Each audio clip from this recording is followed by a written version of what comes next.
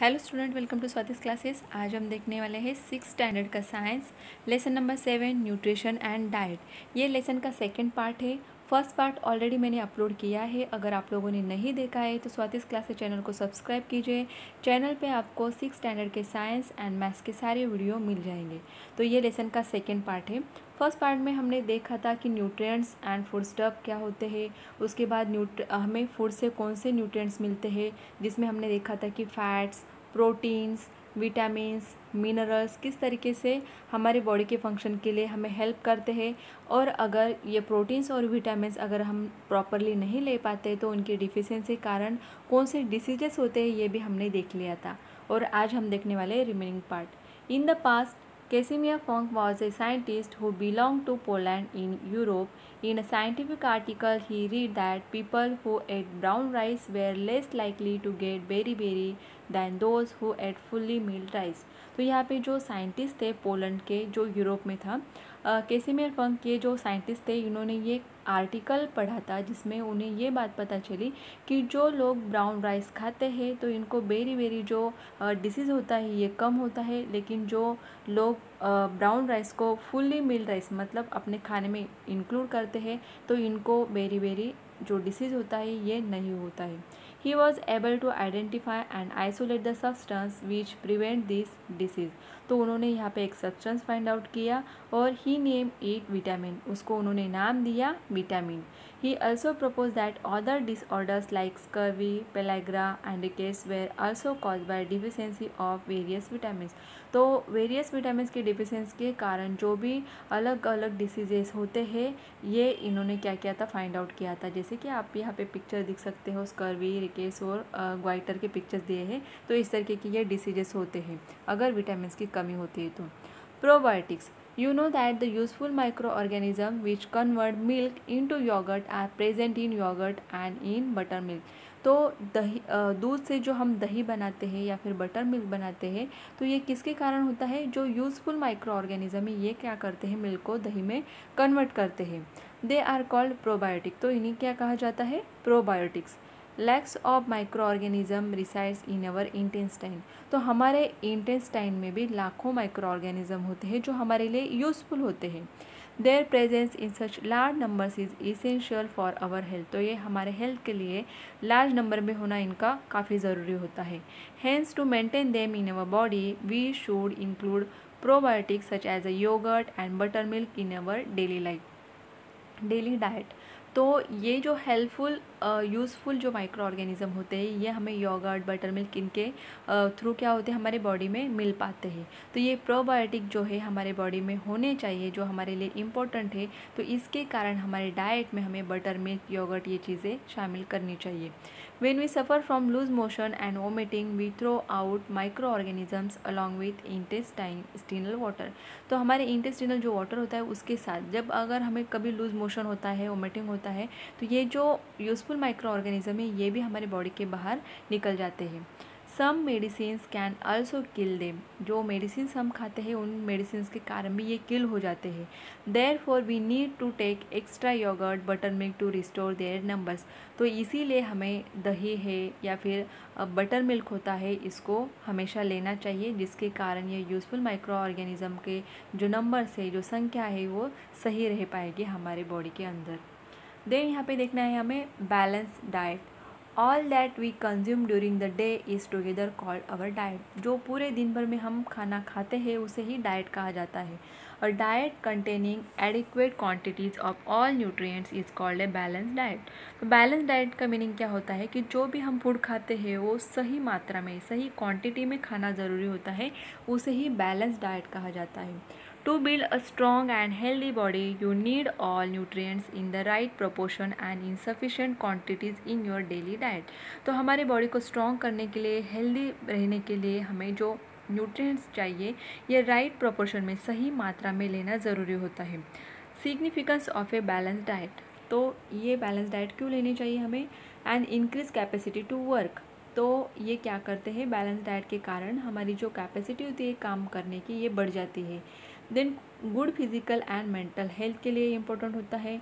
Increase capacity to fight resist diseases, diseases के against हम fight कर सकते हैं, ये हमारी कैपेसिटी जो होती है ये बढ़ जाती है बैलेंस डाइट के कारण। Helps in proper growth of the body, तो हमारे बॉडी की ग्रोथ के लिए भी ये इम्पोर्टेंट होता है। यहाँ पे आप देख सकते हो एक डायग्राम दिया है, the balance diet pyramid, pyramid के थ्रू यहाँ पे हमें दिया गया है।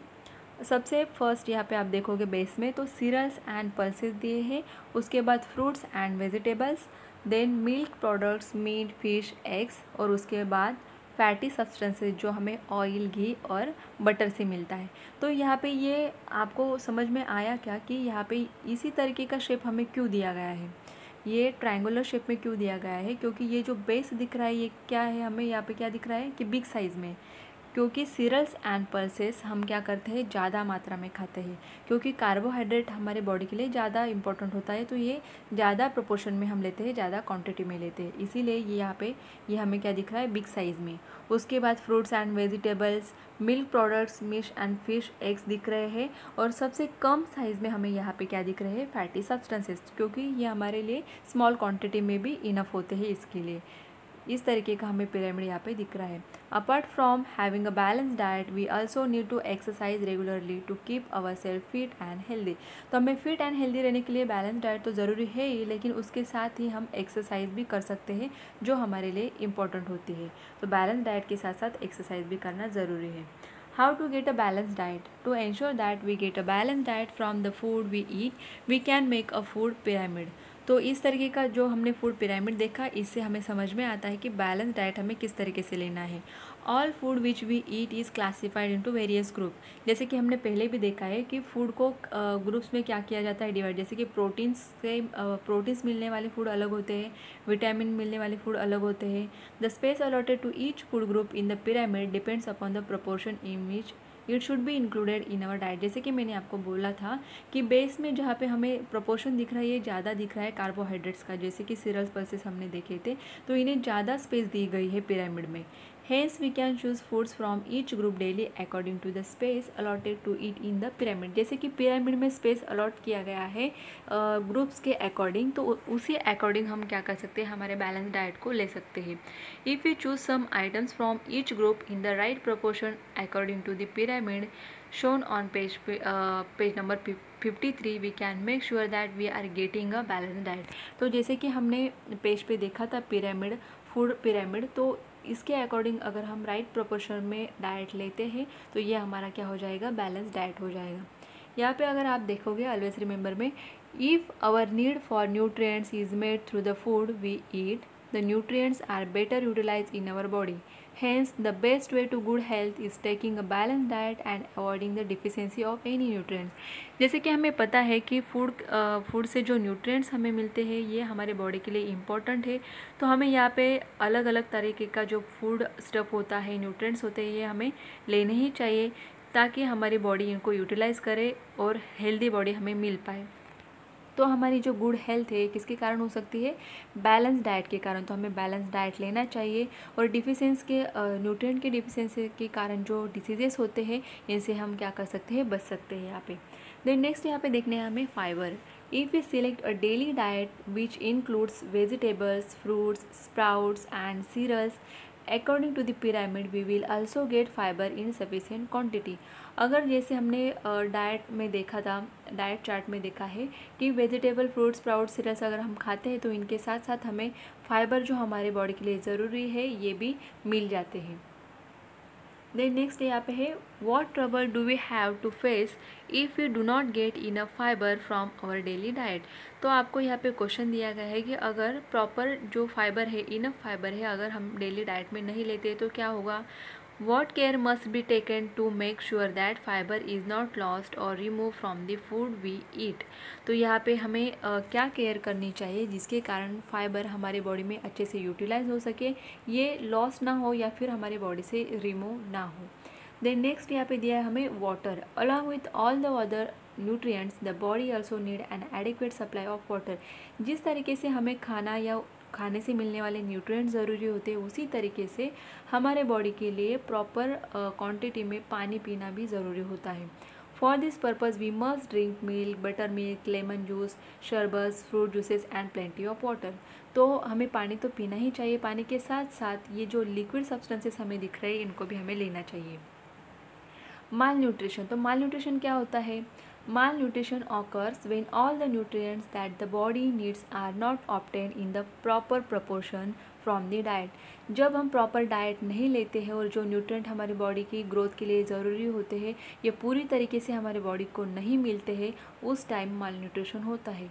This happens when a person does not get sufficient food or when the diet is not balanced. If one's diet exceeds one's need it's called over nutrition. तो सबसे पहले आपको ये समझना है यहाँ पे कि माल न्यूट्रिशन क्या होता है। जो भी व्यक्ति है जो प्रॉपरली फूड नहीं लेता है या फिर फूड तो लेता है लेकिन वो बैलेंस डाइट नहीं है, मतलब प्रॉपरली प्रोपोर्शन में सफिशेंट न्यूट्रिएंट जो लेने चाहिए वो अगर किसी को नहीं मिलते हैं तो इस तरीके की हमें सिचुएशन दिखती है जिसे कहा जाता है माल न्यूट्रिशन, मतलब किसी व्यक्ति का पोषण यहाँ पे अच्छे से नहीं हो रहा है। ओवर न्यूट्रिशन का मीनिंग होता है कि exceeds one's diet exceeds one's need. तो जितनी हमें ज़रूरत होती है उससे ज़्यादा अगर हम यहाँ पे न्यूट्रिएंट्स ले रहे हैं तो इस तरीके से ओवर न्यूट्रिशन, मतलब मोटे होने लगते हैं लोग, तो इसे कहा जाता है ओवर न्यूट्रिशन। उसके बाद यहाँ पे हमें देखना है जंक फूड। तो जंक फूड तो सबको ही पता होंगे क्योंकि सबको पसंद आते हैं।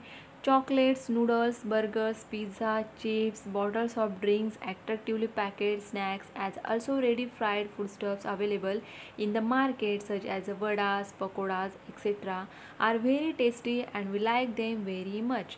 तो जैसे कि बहुत सारे बच्चों को ये चीज़ें काफ़ी पसंद आती है जंक फूड खाना, बट ये हमारी हेल्थ के लिए सही है क्या, हेल्दी है क्या? तो बिल्कुल भी नहीं। However, these food stuff contain refined flour, sugar, oil in large proportion। तो ये सारी चीज़ें जंक फूड बनाने के लिए फ्लोर, शुगर और ऑयल का ही यूज़ ज़्यादा होता है। When refined flour is made from wheat or when sugar is made from sugarcane, many nutrients in the wheat or sugarcane are lost in the process। जैसे कि हमें पता है कि हम लोग व्हीट से बनी हुई चीज़ें तो खाते हैं, शुगर हमें शुगर केन से मिल रहा है, फिर भी ये चीज़ें हमारे लिए हेल्दी क्यों नहीं होती है? क्योंकि इनके ऊपर कई सारे प्रोसेस किए जाते हैं जिनमें इनसे मिलने वाले जो प्रॉपर न्यूट्रिएंट्स होते हैं, जो हेल्पफुल न्यूट्रिएंट्स होते हैं हमारे लिए, ये पूरी तरीके से लॉस्ट हो जाते हैं। Hence, all we get from these foods is energy and our hunger is satisfied। तो ऐसे खाने से हमें कोई प्रॉपर न्यूट्रिएंट तो नहीं मिलते हैं, हाँ बस हमारी जो भूख होती है ये कम हो जाती है या फिर मिट जाती है। Naturally, if we eat a lot of junk foods, we will get insufficient quantities of the items from other food groups. तो हम क्या करते हैं यहाँ पे जो जंक फूड जो होते हैं हमें टेस्टी लगते हैं, अच्छे लगते हैं और भूख लगने के बाद हम इन्हें अगर खा लेते हैं तो बाकी के जो फूड ग्रुप्स हमारे लिए इम्पोर्टेंट होते हैं इनको हम नहीं खाते हैं।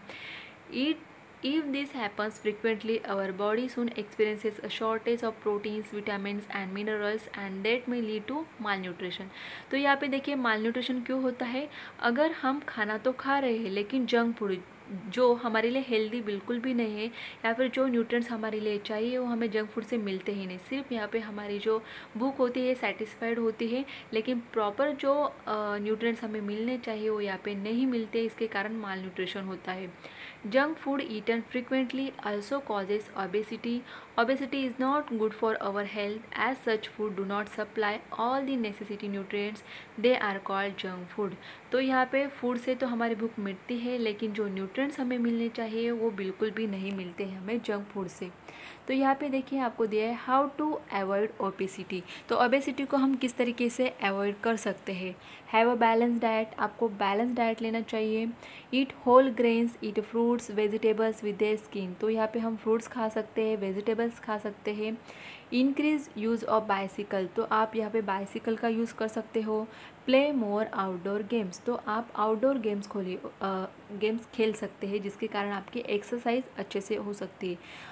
ओबेसिटी का मीनिंग होता है कि स्थूल हो जाते हैं लोग, बिल्कुल भी मतलब मुंह जो होते हैं वो उनके स्लो हो जाते हैं। तो इन लोगों के लिए यहाँ पे दिया हुआ है कि हम क्या कर सकते हैं। डू नॉट ईट, यहाँ पे हमें क्या करना नहीं है ये आपको देखना है। Do not eat if you are not hungry, अगर आपको भूख नहीं लगी है तो नहीं खाना चाहिए यहाँ पे। Do not watch TV while eating, बहुत सारे लोगों को ये आदत होती है कि खाने के टाइम टीवी देखते हैं। उसके बाद है do not use motor vehicles for travelling short distance, अगर आपको थोड़ी जगह पे थोड़ा सा ही डिस्टेंस है वहाँ पे जाना है तो वहाँ पे मोटर व्हीकल्स मत यूज़ कीजिए, पैदल चले जाइए तो आपकी अच्छी एक्सरसाइज हो जाएगी। Avoid pre cook package food, तो पैकेज फूड तो बिल्कुल मत खाइए और जंक फूड भी बिल्कुल मत खाना। उसके बाद यहाँ पे दिया है हमें अडल्ट्रेशन ऑफ फूड, तो अडल्ट्रेशन का मीनिंग क्या होता है ये देखना है हमें। अडल्ट्रेशन मीन्स मिलावट, खाने में जो मिलावट की जाती है इसे अडल्ट्रेशन कहा जाता है। In order to earn more profits cheaper substances of low quality are mixed with the food stuff, तो यहाँ पे लोग क्या करते हैं, थोड़े से पैसे ज़्यादा कमाने के लिए प्रॉफिट के चक्कर में क्या करते हैं कि जो फूड स्टफ होते हैं उनमें लो क्वालिटी की बाकी की जो चीज़ें हैं उनको मिक्स कर देते हैं, और these substances are called adulterants, तो ये जो लो क्वालिटी की थिंग्स को मिक्स किया जाता है फूड स्टफ में इनको अडल्ट्रेंट कहा जाता है। And adding them to food stuff is called adulteration of food, तो फूड स्टफ के साथ ये अडल्ट्रेंट को अगर मिक्स किया जाता है तो इसे अडल्ट्रेशन ऑफ फूड कहा जाता है। Adulterant may even be poisonous और harmful to health, such adulterated food is impure and harmful and so unfit for consumption, तो इस तरीके की जो खाने में मिलावट की जाती है ये हमारे बॉडी हमारे हेल्थ के लिए काफ़ी हार्मफुल होता है, डेंजरस साबित होता है, और ये अडल्ट्रेटेड जो फूड होते हैं इम्प्योर होते हैं और हार्मफुल होते हैं। Adulterants used to adulterate food are such that they will remain unnoticed even when mixed with the food, तो ये adulterants इस तरीके से मिक्स किए जाते हैं कि हमें देखने के बाद समझ में भी नहीं आता है कि इस चीज़ में किसी तरीके की मिलावट की गई है। जैसे कि आपको यहाँ पे एक चार्ट दिख रहा है कि फूड आइटम्स दिए गए हैं और अडल्ट्रेंट्स, तो किसको यहाँ पे मिक्स किया जाता है, कौन से सब्सटेंस को, तो मिल्क दिया है तो मिल्क में क्या मिक्स किया जाता है, कौन सी मिलावट की जाती है, वाटर है, chemicals like urea and starch को मिलावट की जाती है यहाँ पे। चिली पाउडर है तो उसमें ब्रिक पाउडर, पंपकिन की जो पाउडर होती है उसको मिक्स किया जाता है। पेपर कॉर्न्स जो पपाया सीड्स के जैसे दिखते हैं तो पपाया सीड्स को पेपर कॉर्न में मिला के दिया जाता है। उसके बाद ice cream, washing soda and paper pulp को ऐड किया जाता है यहाँ पे। राइस में स्मॉल वाइट स्टोन्स दिखते हैं। पीनट्स जो मूंगफली होती है उसमें रेडिश पेबल्स स्टोन्स जो होते हैं छोटे छोटे, उनको यहाँ पे क्या किया जाता है, मिक्स किया जाता है। तो इस तरीके के अडल्ट्रेंट होते हैं जो फूड आइटम्स में मिक्स किए जाते हैं। Always remember adulteration of food is a crime, do not eat adulterated foods, तो अडल्ट्रेशन करना, मिलावट करना खाने में ये एक तरीके का गुनाह है, अपराध है, और अडल्ट्रेट फूड अगर आपको समझ में आए तो इसको बिल्कुल भी मत खाइए, अवॉइड कीजिए।